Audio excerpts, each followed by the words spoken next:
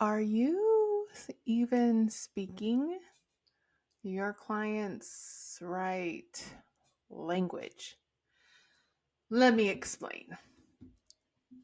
A lot of times when we get into creating copy and social media and marketing materials, we're not even speaking the same language that our clients are speaking on their day to day basis. Now, I don't mean their actual language. I just mean we're not saying things in our copy or our social media that gets them to want to engage with us. And so going into the summer, we all know in the staging and redesign industry, that tends to be kind of a busy time, except for our hot states like Arizona. That kind of slows down a little bit, but the rest of my staging boss babes are generally super busy in the summer. But there's always like this dip right before the ish hits the fan. So I thought I'd jump on today and just talk to you about, remind you, I should say, of a few things that you can do to set yourself apart, to attract your ideal client. And I'm going to take it back to the basics because 9 times out of 10, anything that is wrong, that is out of alignment, you just kind of need to realign yourself and go back to the basics. And so this is what I'm going to do today. Take this from my branding book that I have here that I created last year. And if you want more information about this big old book, 67 pages, let me know. All right, so first of all, let me ask you a question. Why did you start your business? For most of my followers who are in the real estate and home staging industry, my home stagers, most of them started their business out of the desire to create cozy spaces or welcoming spaces that people can envision themselves living in. A lot of them started it as a side gig, and then eventually it turned into their main gig. And so let's remember that you are solving a problem, that the business that you're currently running is actually solving a problem for somebody. And it's a good thing because I know, I know sometimes it doesn't feel like it. Sometimes it's stressful. Sometimes you just want to give up. Sometimes you're like, what am I even doing here? But you're doing what you're supposed to be doing. So let's talk about it. So let's first remember in these weird seasons why we started our business. I started Boss Babe Creative so that I could help boss babes build the business they love through social media marketing branding so that I could help shine a light on their businesses to attract their ideal clients.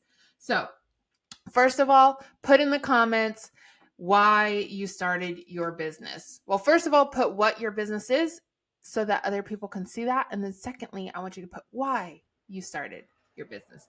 Next, I want to ask you, how is your business different from the competition? So I want to challenge you, especially in the staging industry, and obviously realtors have, their brokerage branding, but I want to challenge you to look in your sphere of influence, maybe like 5 or 10 miles out of the area that you actually serve. And I want you to challenge yourself to see how do you differentiate from others. There's other people that do social media that's been doing social media for the staging industry a lot longer than me, but I have a different set of skills than they do, and they have a different set of skills than I do. And one of the things I love to do is figure out what they do better than me so that I can refer them and vice versa. So how is your business different? How do you look different? You never want to have like the same colors, the same similar font, branding. You want your style to be completely different than the stager next door so that you're never mistaken for each other. Next, what uh what are your clients trying to achieve, and how are you helping them do that? This is one thing I often see gets missed is not talking about the solution to the problem, just talking about the problem. And so in the staging industry, which is where I specialize, it's so important to speak to these realtors on a couple of different topics. Number one, as stagers, we realize that the realtor does not get paid until the home is closed, until you have a buyer, until all the loan paperwork's gone through, till everything's done. So we realize that you don't get paid until the house closes. So what are we here for? We're here to help you make that happen so much faster. We're also a buffer between you, realtor, and your seller, because we're able to come in, take the heat off of you, and have the hard conversations of getting rid of clutter, bad smells, 5,000 pictures of their grandbaby everywhere, depersonalizing. We're here to solve that problem. And that's what you should be talking about on your social media. Also, we add perceived value. There's nothing more is it relevant? There's nothing more, what is the word? Important, I guess, to showcase a before and an after photo on your social. An empty, cold. Empty equals cold or dingy or dark, right? And dark, open, plain, boring room versus a room that speaks luxury. It speaks nice, clean. It makes sense to the brain of the buyer, and they can actually envision themselves living in the room or relaxing after a hard day's work or coming to the kitchen and seeing place settings on the bar, and they're thinking, oh, my kids can have breakfast here in the morning and I can see myself getting their lunches ready in the kitchen. Like, those are the things that you need to be talking about to show that you're actually adding value through your home staging to the property. And what does adding value to a property do? It raises that list price, right? That offer price. And so when you're curating your social feeds, when you're creating social media posts and copy, you need to remember that you need to solve the problem, not talk about the problem. So let's solve the problem in our post. Highlight the before and afters.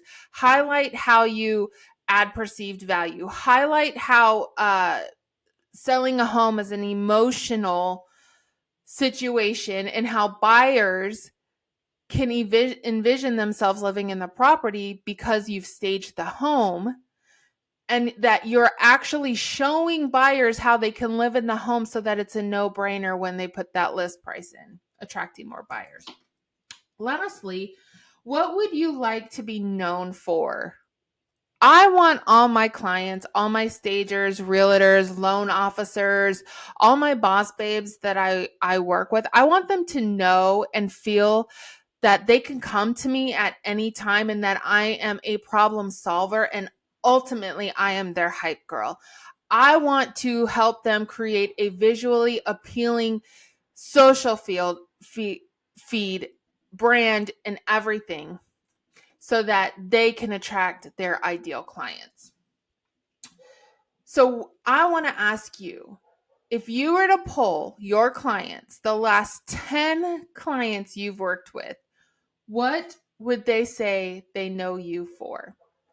Getting homes sold quickly and for top dollar?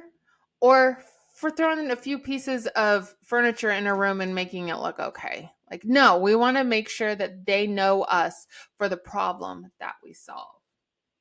So, most importantly, when we're thinking about creating content that converts, that attracts our ideal clients, we need to make sure that we are speaking the right language. And by that, meaning we are catching the attention of the clients that we want to work with so that we can go out and build the business that we love. Hope that was helpful. I love to see what you have to say in the clients and how you have mastered the language of attracting your ideal client. Or, of course, if you have any questions. Now go boldly, boss babe, build the business that you love.